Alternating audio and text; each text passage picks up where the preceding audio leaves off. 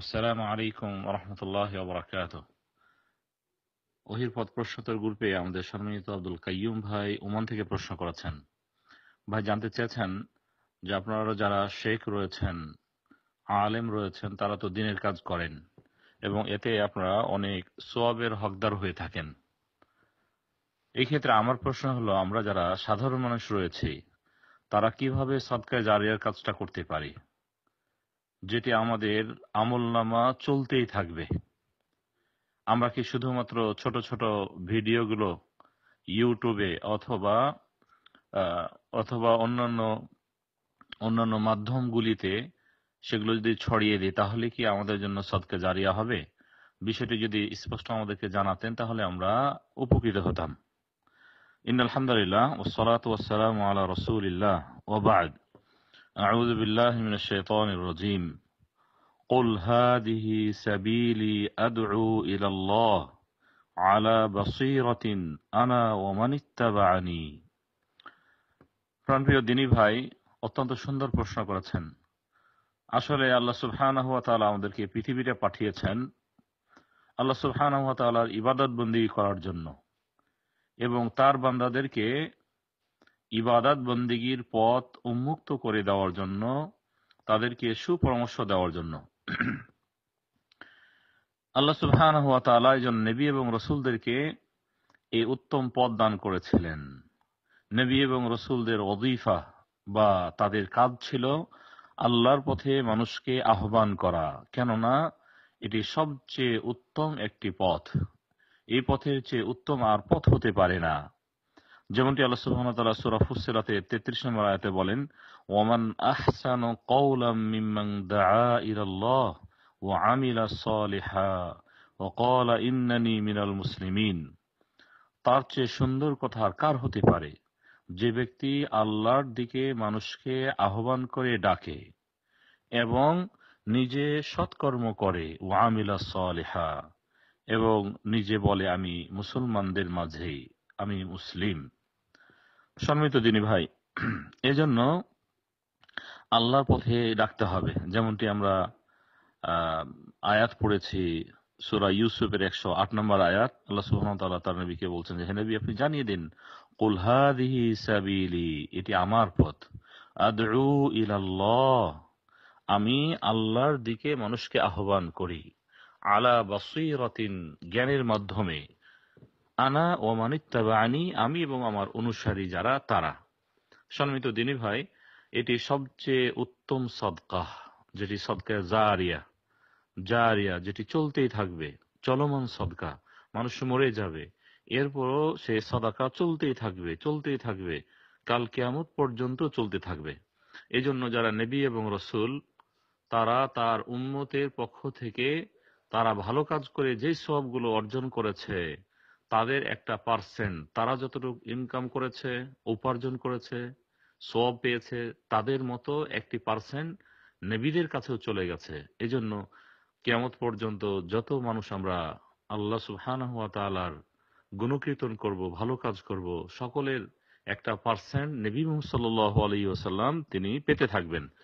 এটি তার জন্য সদকায়ে জারিয়া। অনুরূপভাবে তার পরবর্তীতে যারা তার প্রতিনিধি হয়েছেন, সাহাবীরা, এরপরে ইমামগণ, ভালো মানুষগণ, আজ কাল কিয়ামত পর্যন্ত যারা কল্যাণের পথে মানুষকে আহ্বান করবে, দ্বীনের পথে আহ্বান করবে, তারাও সে ধরনের সওয়াব পেতে থাকবে। সম্মানিত দ্বীনী ভাই, আপনি যেহেতু প্রশ্ন করেছেন যে আমি কিভাবে বা আমরা কিভাবে এই কাজটিকে করতে পারি, এটি সাধ্য অনুসারে করতে হবে।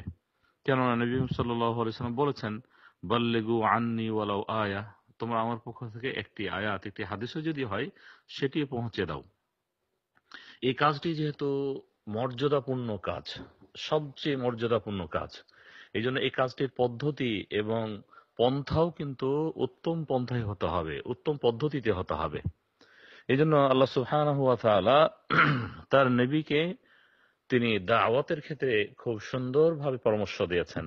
উদউ ইলা সাবিলি রাব্বিকা বিল হিকমাহ, যে তুমি তোমার প্রভুর দিকে ডাকো হিকমতের সাথে, খুব সুন্দরভাবে। হিকমত বলা হয় হক কথাকে সুন্দরভাবে মানুষের সামনে, মানুষের কাছে উপহার দেওয়া, এটি হচ্ছে হিকমা। কেউ কেউ আবার হেকমার উল্টা ব্যাখ্যা করেছে আমাদের সমাজে। হেকমা অর্থ হলো সত্য কথাকে গোপন করা। না, এটি আদৌ ঠিক হবে না। সত্য কখনো গোপন করা যাবে না। সত্য বলতে গেলে কিছু কথা ডান বাম থেকে শুনতে হবে। ওয়াল মাউইযাতিল হাসানা, এবং সুন্দর উপদেশের মাধ্যমে। ইতিপূর্বে আমরা আয়াত পড়েছিলাম আলা বাসীরা, জ্ঞানের মাধ্যমে। এই জন্য আপনি যদি সদকা জারিয়ার এই সুন্দর পথকে উন্মুক্ত করতে চান, তাহলে আপনাকে কিছু জ্ঞান অর্জন করতে হবে। জ্ঞান অর্জন করে নিজে আমল করতে হবে এবং অন্যদের মাঝে বিতরণ করতে হবে। এটি হচ্ছে আপনার জন্য আমার জন্য সদকা জারিয়া। এরপর আপনি ইউটিউবের কথা বলেছেন, অথবা অন্যান্য যে মিডিয়া রয়েছে সে মিডিয়াতেও যদি আমরা প্রচার এবং প্রসার করি, সেটিও একটি মাধ্যম। তবে সবচেয়ে উত্তম হলো নিজে আমি জ্ঞান অর্জন করব, নিজে আমল করব এবং অন্যদেরকে এই সুন্দর পথে আহ্বান করব। আর এক্ষেত্রে নবী এবং রসুলগণ যেহেতু আহ্বান করেছেন, তারা কিন্তু খুব ধৈর্যের সাথে এই পথ অতিক্রম করেছেন। এজন্য যারা মুমিন মুত্তাকি, যারা দাঈ, তাদের কিন্তু এই পথ অতিক্রম করতে হবে। প্রথমে আমরা বলবো যে এতে ধৈর্যের প্রয়োজন রয়েছে।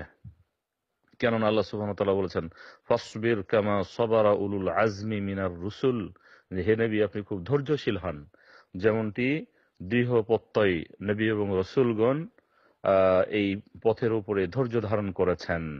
নূহ, নবী নূহ আলাইহিস সালাম, ইব্রাহিম আলাইহিস সালাম, মূসা আলাইহিস সালাম, ঈসা আলাইহিস সালাম, নবী মুহাম্মদ সাল্লাল্লাহু আলাইহি ওয়াসাল্লাম। এজন্য ধৈর্য ধারণ করতে হবে, এটি প্রথম। যতই কথা আসুক না কেন, যতই আপনাকে নিয়ে কথা বলা হোক না কেন, কষ্ট দেওয়া হোক না কেন, সর্ব অবস্থায় ধৈর্য ধারণ করতে হবে। আর এটির ফল পেতে হলে, যেহেতু আপনি দিনের দায়ী হবেন, এই ক্ষেত্রে বিনয় নম্রতা থাকতে হবে।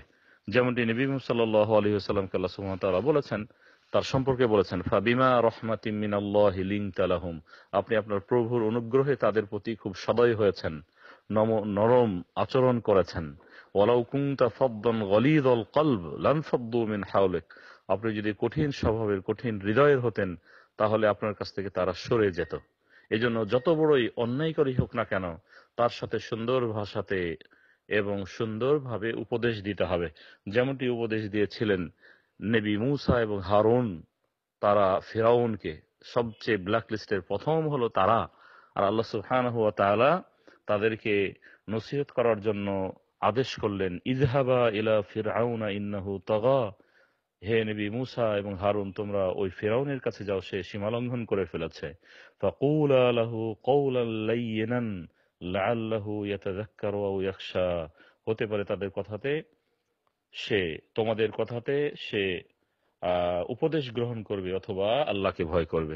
সম্মানিত দিনী ভাই, এজন্য আমরা বলবো যে এটি হচ্ছে সবচেয়ে উত্তম পথ। এই পথে অগ্রসর সবাইকে হতে হবে, কম বেশি, যাকে আল্লাহ তাআলা যতটুকু জ্ঞান দান করেছে। আমরা একটা হাদিস বলে আজকে শেষ করব। নবী মুহাম্মদ সাল্লাল্লাহু আলাইহি ওয়াসাল্লাম থেকে হাদিস বর্ণনা করেছেন আবু হুরায়রা রাদিয়াল্লাহু তাআলা আনহু।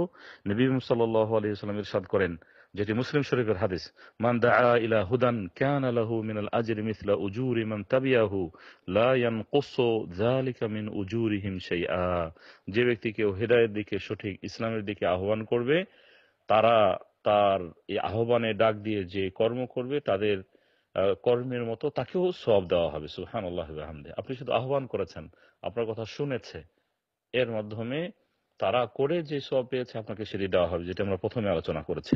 অনুরূপভাবে উল্টো দিকে কিন্তু যারা অন্যায় কাজের দিকে, হারাম কাজের দিকে মানুষকে আহ্বান করে, তারাও কিন্তু তাদের পরিমাপ গুনাহ পেতে থাকবে। আল্লাহ নবী বলেছেন, ওমান দাআ ইলা দালালাতিন কানা আলাইহি মিনাল ইসমি মিসলা আসামি মান তাবিআহু লা ইয়ানকুসু যালিকা মিন আওজারিহিম শাইআ। আর যে ব্যক্তি অন্যায় হারাম পথে ভ্রষ্টতার দিকে মানুষকে আহ্বান করতে থাকবে, তার ভ্রষ্টতায়, তার আহ্বানে ডাক দিয়ে যারা ভ্রষ্ট হবে, অন্যায় করবে, খারাপ কাজ করবে, তাদের মতো তাকেও গুনাহ দেওয়া হবে এবং তাদের গুনাহ থেকে কখনো কমিয়ে ফেলা হবে না। এজন্য সম্মানিত দিনী ভাই, খুব সতর্ক হতে হবে। আর এটি যেহেতু অত্যন্ত গুরুত্বপূর্ণ একটি আমল, এই আমল সম্পর্কে আগে নিজে সচেতন হতে হবে, এরপরে দাওয়াতের কাজ করতে হবে। আমরা দোয়া করছি আল্লাহ সুবহানাহু ওয়া তাআলা আমাদের সকলকে এই দ্বীনি খেদমা দেওয়ার তৌফিক দান করুন। ওয়া সাল্লাল্লাহু তাআলা আলা নবিয়িনা মুহাম্মদ। আসসালামু আলাইকুম।